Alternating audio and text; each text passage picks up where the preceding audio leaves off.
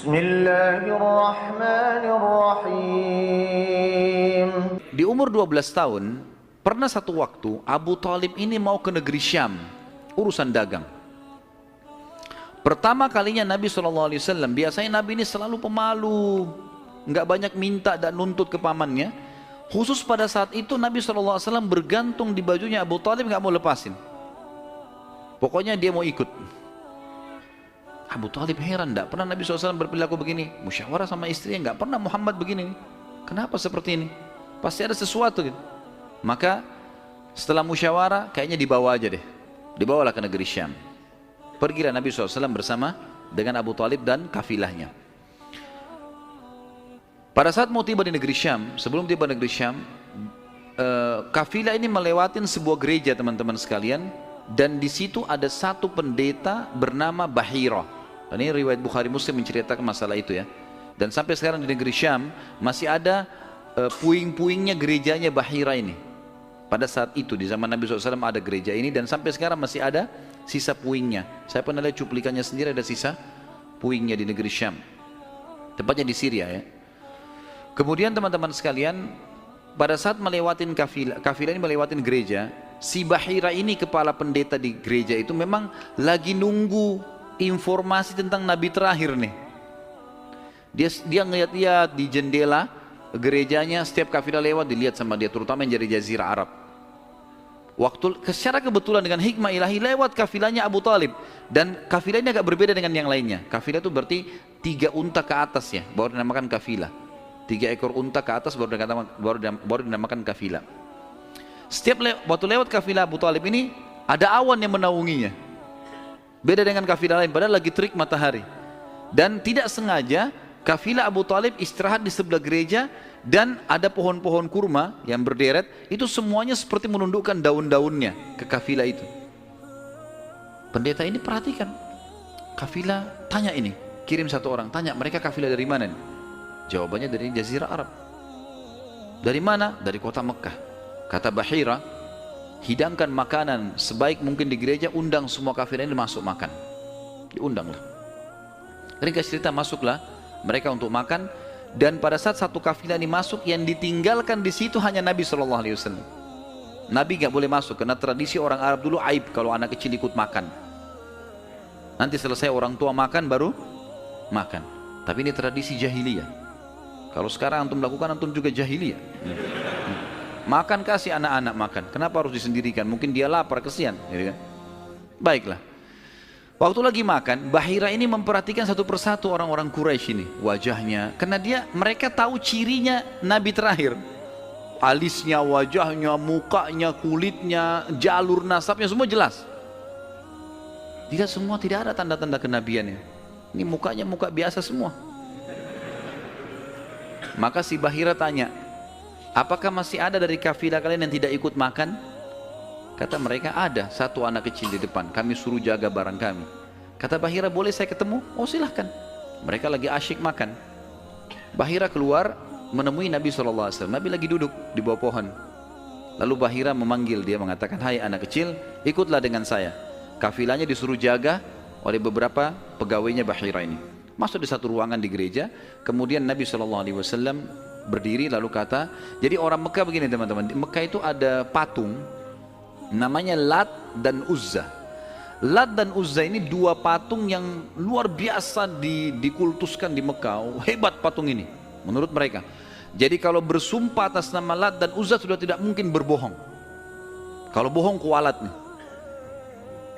Maka pendeta ini tahu Bahira, dia bilang, hai anak kecil, saya akan bertanya kepadamu atas nama Lat dan Uzza. Ini semua anak kecil sampai orang tua di Mekah tahu nama ini, dan mereka ketakutan kalau dengar nama ini. Apa jawaban Nabi SAW waktu itu? Umur 12 tahun, masih kecil. Kalau kita sekarang masih SD gitu kan. Maka beliau mengatakan, jangan engkau sebutkan 2 nama berhala itu karena aku membencinya. Aku tidak suka dengan patung itu. Penasaran Bahir. Diperhatikan wajahnya, alisnya, matanya Nabi SAW. Perlu teman-teman tahu ya, ciri fisik Nabi SAW itu luar biasa. Tersebutkan secara rinci di Taurat dan Injil.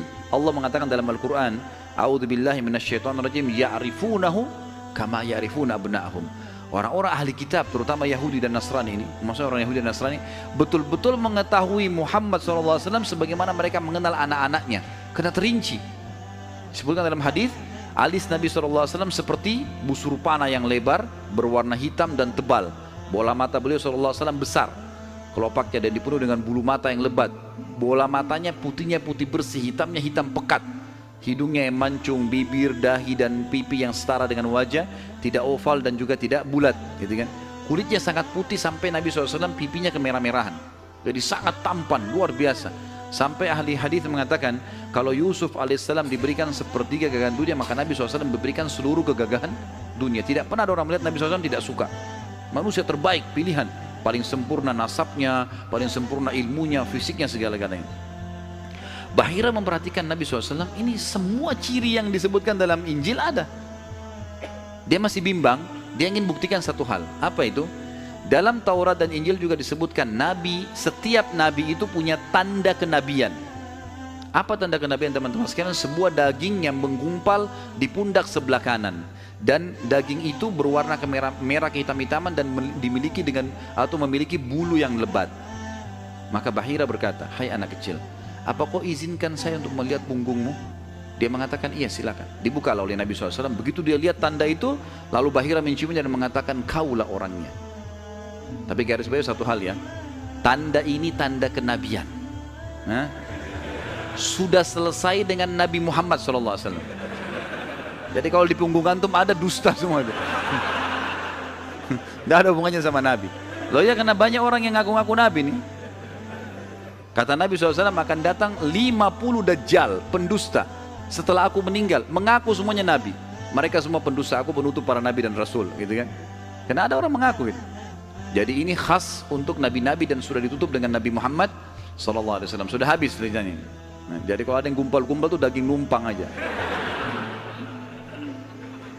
Pada saat itu Bahira pun membawa Nabi SAW masuk ke dalam ruangan makan lalu berkata, siapa walinya anak ini? Wali, ya. Siapa walinya anak ini? Kata Abu Talib, saya ayahnya. Abu Talib berkata, paman. Kata Bahira, tidak mungkin kau ayahnya. Anak ini mati ayahnya waktu dia masih 6 bulan di perut ibunya. Pendeta di negeri Syam tahu. Anak ini meninggal ayahnya waktu dia umur 6 bulan di perut ibunya. Dan ibunya meninggal pada saat dia umur 6 tahun. Serta dia dibina dan dididik. Dibina itu maksudnya dikasih, kalau bahasa Arab itu bina itu berarti seperti bangunan itu dibanguni, dididik, dibesarkan dan seterusnya oleh kakeknya sampai umur 8 tahun. Dan kalau kau benar kerabatnya, kau adalah pamannya. Abu Talib kaget, dari mana anda tahu semua itu? Benar semua. Dia bilang, kami temukan dalam kitab kami. Ketahuilah, keponakan kau ini adalah nabi terakhir yang sedang ditunggu oleh orang-orang.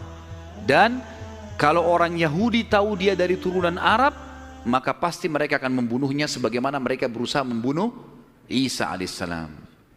Kalau mereka tidak suka, mereka tolak, gitu kan? Maka jangan bawa ke negeri Syam, bawa pulang ke Mekah segera. Akhirnya dibawa pulanglah Nabi SAW ke Mekah pada saat itu.